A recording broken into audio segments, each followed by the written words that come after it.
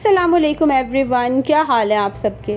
उम्मीद करती हूँ आप सब खैरियत से होंगे। हम भी अल्हम्दुलिल्लाह बिल्कुल ठीक ठाक हैं। मैं हूँ मरियम हसन और आप देख रहे हैं मेरा YouTube channel moments with Mariyam. आज का जो व्लॉग है वो स्टार्ट मैंने किया था फजर के बाद ही।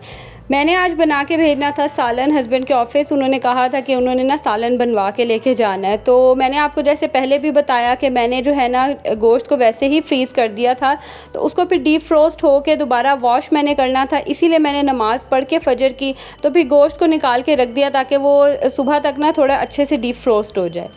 उसके बाद यहाँ पे अब तकरीबन 6 बजे का टाइम था। मैं फिर अलार्म लगा के 6 बजे का मैं सो गई, क्योंकि अगर इस टाइम ना मैं सोती तो फिर मुझसे बिल्कुल काम ही नहीं होना था।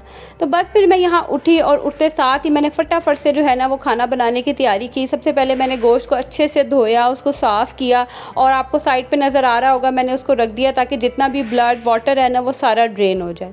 अच्छा, बनाना तो मैंने सिंपल सा ही जो है वो सालन था, लेकिन मैं किस तरह से बनाती हूँ कि इसका मज़ा भी बहुत आता है। और कुर्बानी के गोश्त में जितने कम स्पाइसेस होना उतना ही मज़ा आता है इसको खाने का, क्योंकि इसका अपना ही अलग से एक टेस्ट होता है। और मैं जिस तरह से बनाती हूँ ना, बिलीव मी, बिल्कुल भी इसमें स्मेल नहीं आती है। अब मैंने यहाँ क्या किया है कि मैंने थोड़ा सा पानी डाला, क्योंकि इसमें ना ऑलरेडी बहुत पानी होता है।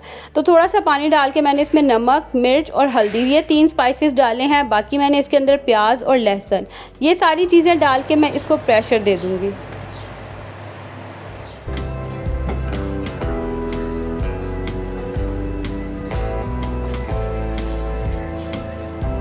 यहाँ पे मैंने गोश्त रख दिया था बनने के लिए, और जब प्रेशर चलना शुरू होगा तो 10 मिनट जो है ना मैंने उसको तेज़ आंच पे पकाया था, और फिर उसको मैंने 10 मिनट जो है ना वो मीडियम फ्लेम पे पकाया था, और बड़े अच्छे से जो है ना वो गल गया था। जितनी देर में प्रेशर चल रहा था मैंने कहा टाइम ज़रूर वेस्ट करना है। मैं आ गई ऊपर, क्योंकि इस टाइम ज़्यादा तेज़ धूप नहीं होती तो आराम से ना काम हो जाता है।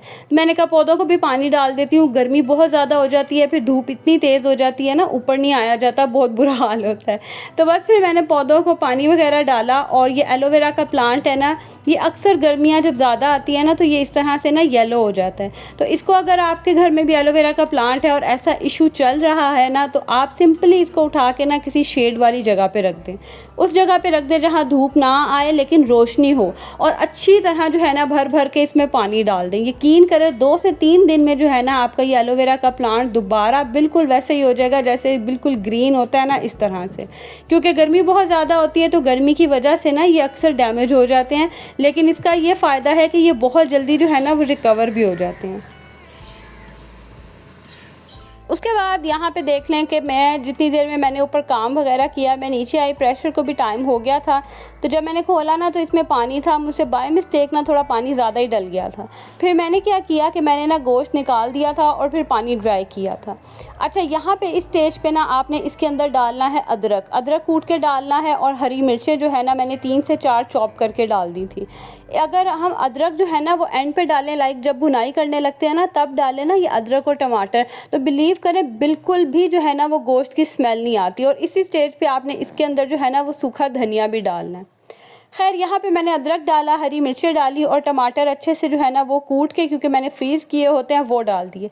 अच्छा, आज मेरे साथ क्या हुआ, मुझे था लगा कि ना मेरे पास प्याज पड़ा हुआ है, लेकिन नहीं पड़ा हुआ था, एक ही प्याज था। तो मैंने ना इसीलिए आज ना टमाटर और दही अच्छे से डाल के ना मैंने फिर ग्रेवी रेडी की थी, लेकिन बहुत मज़े का सालन बना था।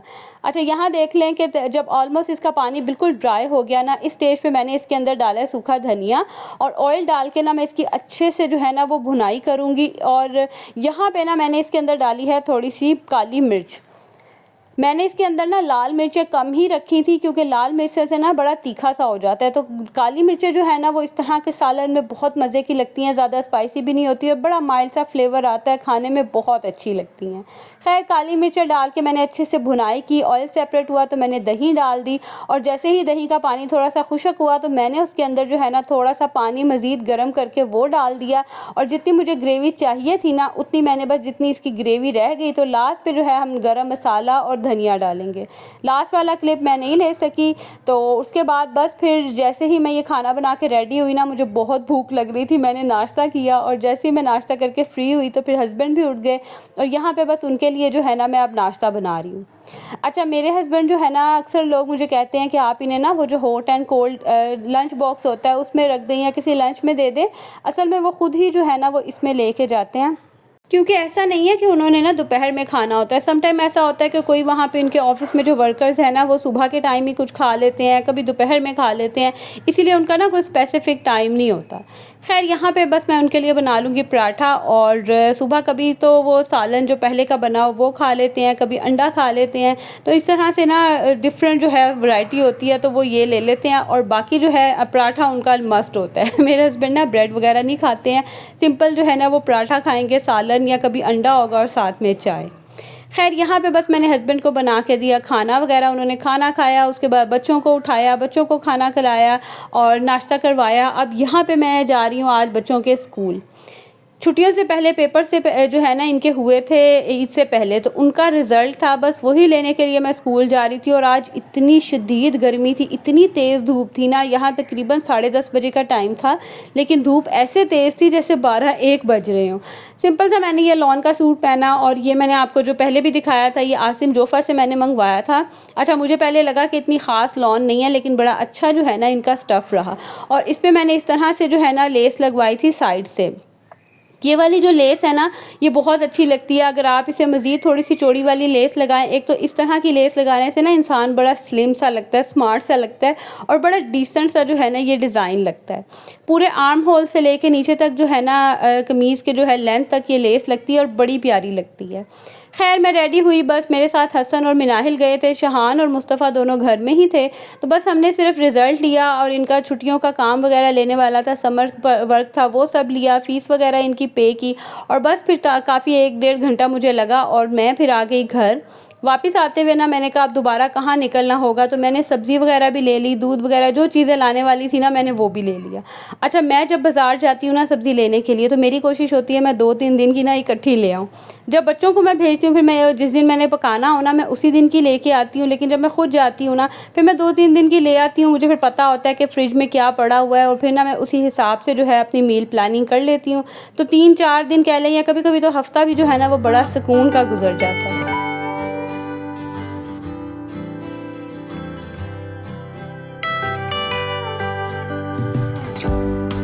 बस फिर जो सब्जियां वगैरह लाई थी इनको समेट दूंगी और जो मैंने जिस दिन बनानी हो ना उसको मैं वॉश कर लेती हूँ। लेकिन जिस दिन मैंने जैसे ये भिंडियाँ वगैरह अभी नहीं कुक करनी थी, तो बस फिर मैंने इनको एज़ इट इज़ ही रख दिया, मैंने इनको पानी नहीं लगाया। पानी लगा लेना यानी कि धो के रखें तो फिर ये बहुत जल्दी गल जाती हैं। उसके बाद मैं आ गई मामा की तरफ, मैं फलियाँ लेके आई थी, मैंने कहा मामा के साथ जाके बैठ के निकालेंगे, थोड़ा टाइम भी स्पेंड हो जाएगा और काम भी हो जाएगा। बट इधर मामा की तरफ आई ना तो बच्चों को थोड़ी देर बाद लग गई भूख और मेरे बच्चे ना ये नूडल्स बहुत शौक से खाते हैं, इनका बस ना चले तो ये तो डेली बना के खाएं। तो यहाँ पे भी नूडल्स वो उठा के ले आए थे, भूख लग रही थी उन्हें, हालांकि खाना वगैरह सब बन के रेडी था, लेकिन बस चस्के जो है ना मेरे बच्चों को चाहिए होते हैं। तो उनके लिए यहाँ पे फिर मैंने नूडल्स वगैरह बनाए, बच्चों ने नूडल्स खाए और बच्चे जो है ना हसन, शहान, मिनाहिल ये तीनों तो चटपटा खा लेते हैं, लेकिन मुस्तफ़ा नहीं खाता, तो उसके लिए जो है ना फिर मैं चिकन वाले नूडल्स होते हैं ना वो बनाती हूँ। कोशिश यही करती हूँ कि कम से कम दूँ, लेकिन बड़े जो हसन शहान है ना वो तो खा लेते हैं, वो नहीं बाज आते, अपनी जो उनकी डेली की पॉकेट मनी होती है ना उसमें से ले आते हैं। बाकी मिनाहिल और मुस्तफ़ा को मैं बहुत कम देती हूँ। खैर, यहाँ पे फिर मैं आई घर और घर आके जो है ना बस मैंने अब बनाना था घर के लिए खाना। सुबह तो बना लिया था मैंने, वो हस्बैंड को भेज दिया था, लेकिन अब जो है ना मेरा दिल था कि आज कुछ सिंपल सा खाना हो। मैं बड़ा तंग आ गई थी गोश्त खा खा के, तो फिर ना मैंने आज मसर बनाए, मसर चावल, और बिलीव मी इतना मज़ा आया ना मसर चावल खाने का। गोश्त के बाद ना इस तरह की चीज़ें खाने का बहुत मज़ा आता है। अच्छा, यहाँ पे ना मैं आपको दिखा रही थी मिनाहिल के ना 2 ड्रेसेस आए थे, इन फूफो ने भेजे थे और ये ना गांव में होती हैं वो, तो वहाँ से उन्होंने बनवा के भेजे थे। डिज़ाइनिंग वगैरह मैंने उन्हें कुछ आइडिया दे दिया था, तो बाकी ना इन्होंने खुद ही जो है ये सिलवा के भेजे थे। तो मैंने कहा था कि गोल घेर वाली जो है ना वो कमीज़ हो साथ मैंने उन्हें कहा था, जैसे पहले ये चलती थी ना प्लेटों वाली शलवार, मैंने कहा ये वाली बनाए, मैंने मिनाहिल को ना पहले ये कभी भी नहीं पहनाई है, तो मैं ख़ुद भी सिलवाने लगी थी। फिर उन्होंने जब कहा ना कि सिलवा के भेजनी है, तो फिर मैंने कहा आप ही ये सिलवा दें। और दूसरा ये मैंने कढ़ाई करवाई थी फ़्रॉक पे। अच्छा, मेरा मूड था कि ब्लैक के ऊपर ना वाइट कलर की हो तो बड़ा डिसेंट लगता है, लेकिन उन्होंने ना इस तरह की कढ़ाई कर दी। खैर ये भी बहुत प्यारा लग रहा था, बच्चियों को ना ब्राइट कलर्स और कलरफुल कपड़े वैसे ही बहुत प्यारे लगते हैं। तो मैंने ही आइडिया दिया था कि इस तरह से जो है ना पेटी के ऊपर आपने फुल कढ़ाई करनी है और बाकी सिंपल नीचे से रखना है। बाकी उन्होंने अपनी मर्ज़ी से ना इस तरह से फ्लावर बना दिए, ये भी बहुत प्यारा लग रहा था। जब मिनाहिल पहनेगी ना तब भी मैं आपको दिखाऊंगी। वहाँ पे ना इनकी जो कज़न है यानी कि फूफो की बेटियाँ, वो माशाल्लाह बड़ी हैं, यंग हैं, तो वो बड़े शौक़ से मिनाहिल को इस तरह की चीज़ें जो है ना वो बना के भेजती हैं। ये मिनाहिल को जो है ना उसकी फूफो की बेटी ने ही कढ़ाई करके दी थी, और पहले भी जो है ना वो बच्चों को इस तरह से बना के देती थी, और माशाल्लाह बहुत टैलेंटेड हैं और इतनी ज़बरदस्त, इतनी सफाई से इन्होंने ये काम किया होता है ना, बहुत प्यारे लगते हैं इस तरह के कपड़े। खैर यहाँ पे आज मैं मसर चावल जो है वो बन के हो गए थे रेडी, और अब बच्चों को काफ़ी भूख लग रही थी क्योंकि रात काफ़ी लेट हो गई थी। मैं मामा की तरफ से आई, खाना वगैरह बनाया, तो मुझे ना काफ़ी टाइम हो गया था।